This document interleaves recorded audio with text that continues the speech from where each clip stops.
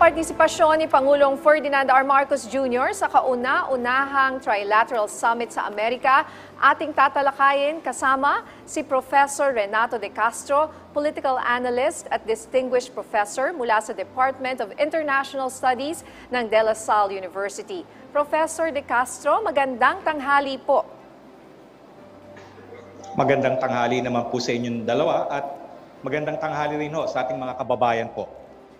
Prof, ito ay sa kauna-unahang pagkakataon magkakaroon ng high-level meeting at isa siyang tinaguriang makasaysayang trilateral meeting ng mga bansang Amerika, Japan at Pilipinas. Sa partisipasyong ito, ano po ang kahalagahan nito para sa ating bansa dito sa Pilipinas?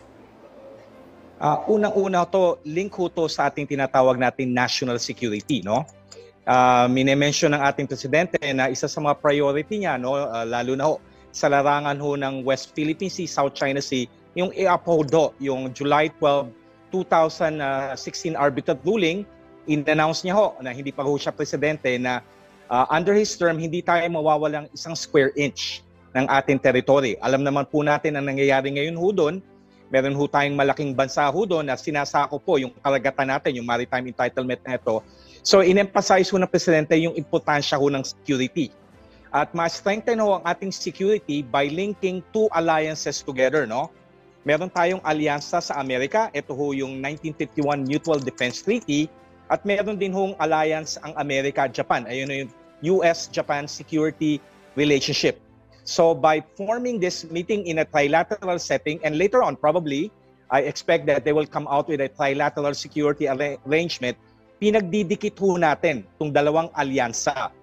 Philippine-US Mutual Defense Treaty, US-Japan Security Relations para patibayin ang security hindi lang ng Pilipinas, kundi ang security ng mga bansa na tinatawag natin nasa first island chain. Ayan ang Japan, tapos sa Pilipinas, pero sa gitna dyan din ang Taiwan. So importante na strengthenin yung security natin doon sa pagitan ng paglilink ng dalawang alliance na to. Pero in-emphasize rin ng Presidente na importante rin aside from our national security, link rin yung tinatawag natin economic security. So may pag-uusapan rin sila na 5 aspeto ng ekonomiya, economic security Number 1 diyan yung critical infrastructure, pangalawa diyan yung digital economy, pangatlo yung cyber security, pang-apat yung tinatawag nating digital economy, at panglima ito yung importante yung pag-develop ng ating semiconductor industry. Ayun yung talagang tututukan natin ngayon kasi importante yan Sa buong mundo 3 bansa lang na nagpo-produce ng tinatawag natin high-end semiconductor chips. Nandyan ang South Korea, Taiwan, and of course the Netherlands. Pag-uusapan nila kung paano i-develop yung aspeto sa ekonomiya natin, yung production ng semiconductor, high-end semiconductor chips. So kumbaga holistic yung dating. Hindi lang national security, importante rin ang tinatawag ng ating presidente, economic security. Prof. De Castro, isa pong tanong mula kay Mela Lesmoras ng PTV. Sa pahayag ni Ambassador Romualdez tungkol sa inaasahang $100 billion investments sa susunod na 5 hanggang 10 taon para mas maintindihan ng ating mga ordinaryong mamamayan ang benepisyo at kahalagahan nito, paano po ito makakatulong sa pagpaparami ng trabaho, pasilidad at mga oportunidad sa bansa? Ayun ang pinaka-importante, yung trabaho. Hindi lang ordinaryong trabaho, kundi talagang quality job. Kasi kasama rin dyan, hindi lang sa trabaho, yung pagte-train ng ating mga mamamayan para maka-actively participate tayo sa tinatawag natin digital economy, and of course yung production ng high-end semiconductor chips. Hindi ko rin nabanggit yung pang-5 aspeto nung tinatawag natin critical minerals. Kasi ang nangyayari ngayon yung trade natin lalo na sa export ng mga tinatawag natin nickel, copper, tsaka iron binibenta ng natin ng kumbaga raw and process. Lalo na binibenta natin sa China. Ngayon part nung usapan natin na tinatawag natin critical minerals, hindi na natin sila export na raw. Magtatayo rin ho tayo ng facilities, kumbaga yung mga minimina ho natin, ang nickel, ipoprocess na ho natin dito sa Pilipinas. So makalaking epekto ho niyan sa trabaho. Mga ordinaryong Pilipino ho, magtatrabaho doon sa mga processing plants, magtatrabaho doon sa mga production ng mga semiconductor chips, at of course, magiging part ng digital economy.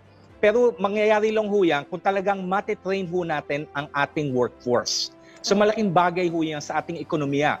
Hindi ho na ho tayo magpapadala ng mga Pilipino para magtrabaho abroad dahil nandito na ho ang trabaho. Pag talagang na-realize ho natin yung goal na nakasaad ho doon sa economic agenda nila ngayong dito sa Trilateral Summit po. So we have a long road ahead, no? Yung minention niyo po about our minerals na minimina sa Pilipinas, matagal ko na nga rin pong naririnig yan. In fact, tayo ata yung top 3 na pinakamalaking mineral na nickel sa buong mundo. And what we do, correct me if I'm wrong, minimina po natin ito, yung raw material, tas bibilhin ng ibang bansa tulad ng Taiwan, for example, tapos bibilhin natin uli yung semiconductor nila na high-end.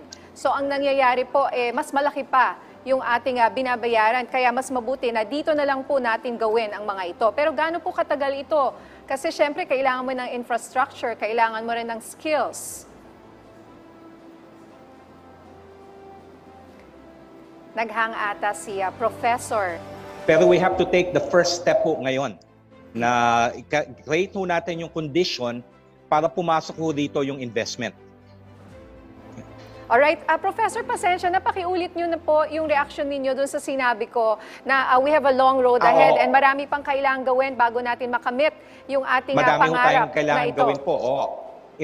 Kaya nga ho kasama rin ho dyan, yung pinakauna ho, no, yung critical infrastructure. Yung investment ho natin, lalo na ho sa power generation, kaya kasama rin ho dyan yung aspeto ng renewable energy. No, dapat ho talaga babaan natin ang presyo ng kuryente dito. Mangyayari lang ho tayo yan kung meron tayong reliable source of renewable energy. So dyan yung tinatawag natin pagtapos sa solar, sa wind, and possibly even of course nuclear ho. Tapos importante rin ho talaga yung infrastructure, lalo na ho sa mga tinatawag nating public transportation system. So dyan ho rin pumapasok yung important role, lalo na ho kaya kasama ho dyan ng Japan. Malaki ho ang role ng Japan sa pag-invest ho sa ating public transportation system. Sa subway ho, Japan na nagpapundo o ng subway project natin ho dito, at yung commuter rail system. So link ho talaga yan. No? Ang view ho ng ating presidente, madidevelop lang ho natin yung ating capacity to uphold our national security kung meron ho tayong economic security. Ang aspeto ng economic security natin, dapat of course maging industrialized tayo at of course hindi tayo dependent sa mga lalaking bansa na maaring gamitin ho yung economic interdependence natin sa kanila para gipitin ho tayo. Prof, balik po tayo dun sa usapin ng maritime security. No? Ano naman po yung masasabi ninyo sa pahayag ng US na magkakaroon pa ng joint patrols sa West Philippine Sea kasunod ng multilateral maritime cooperative activity? Ano po yung magiging impact ng mga ganitong joint patrols? Well, at least unang-una ho dyan yung importansya ho yung interoperability. Yung lalo na ho kasi yung armed forces ho natin for so many years nakapokus sa internal security. Yung armed forces ho natin primarily army based, no? Sa paglarangan ho ng of course pag may mga tinatawag natin maritime cooperative activity at of course magkakaroon ho tayo ng balikatan exercise. Kumbaga nahasa ho yung capacity ng armed forces ho natin para sa maritime security at of course sa territorial defense. And at the same time ho, nagkakaroon ho tayo ng interoperability. Kaya natin mag-operate. Hindi lang ho with the United States, pati ho with the Japanese Self-Defense Force, pati ho pumasok na rin yung Australia. At hindi ko i-discount yung possibility na nandyan rin ho ang Republic of Korea at of course India. Kasi part rin ho to nung tinatawag natin na Comprehensive Archipelagic Defense Concept na in-announce ni Secretary Gibo Teodoro last September, and of course recently mention din niya ni Secretary Gibo Teodoro and of course even our President nung commemoration ng araw ng Kagitingan. Yung last part ng kanyang speech minention niya ho yung importance ng territorial defense and of course yung konsepto ng archipelagic defense concept. Link rin ho yan. Kaya dapat ho talaga constantly magkukonduct ho tayo ng aside from balikatan, yung tinatawag natin maritime cooperative activity to fine-tune our armed forces as we shift away from internal security to tinatawag nga ho natin comprehensive archipelagic defense concept po. Alright, may sunod po na tanong si Mela Lesmoras ng PTV. Inaasang magiging pangmatagalan ang benepisyo ng Trilateral Summit sa pagitan ng Pilipinas, Amerika at Japan. Pero sa Nobyembre magkakaroon ng panibagong eleksyon sa Amerika. Sa tingin niyo po, makakaapekto ba ito sa mga ikakasang kasunduan ng mga leader ng tatlong bansa? Pakiulit ho kasi naabala ho, may tumawag sa aking cellphone ho. Pakiulit ho yung tanong. Okay. Ulitin ko po yung tanong mula po kay Mela Lesmoras ng PTV.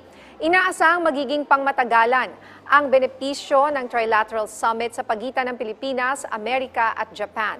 Pero sa Nobyembre, magkakaroon po ng panibagong eleksyon sa Amerika. Sa tingin niyo po ba magkakaapekto ito sa mga maikakasang kasunduan ng mga leader ng tatlong bansa? Pagdating naman ho sa tinatawag natin foreign policy, security policy, sa Amerika meron silang tinatawag na bipartisan consensus. Lalo na sa aspeto ng American foreign policy po dito sa Indo-Pacific. Madami yung hindi pinagkakasunduan ang mga Amerikano. Pero pagdating ho dito sa issue ng security dito sa Indo-Pacific region, lalo na of course, nangyayari itong Trilateral Security Summit na to. Aminin na ho natin, this is the elephant in the room. Dahil nga ho sa ginagawa ng China, na pananakop ng China, pambubuli ng China ho sa Pilipinas, lalo na sa Pilipinas and even Japan. Pagdating ho sa larangan na yan, paglarangan sa foreign policy issue na ho yan, nagkakasundo ho ang mga Amerikano. Kumbaga ang consensus ho nila, dapat natin tulungan yung mga bansa sa Indo-Pacific region na of course hinaharap po ang pananakop at panggigipito ng China. So pag sa larangan ho yan, I think I'm confident na meron hong continuity when it comes to issues like this po. Okay, sana nga po. Maraming salamat sa inyong oras, Professor Renato De Castro, Political Analyst at Distinguished Professor mula sa Department of International Studies ng De La Salle University.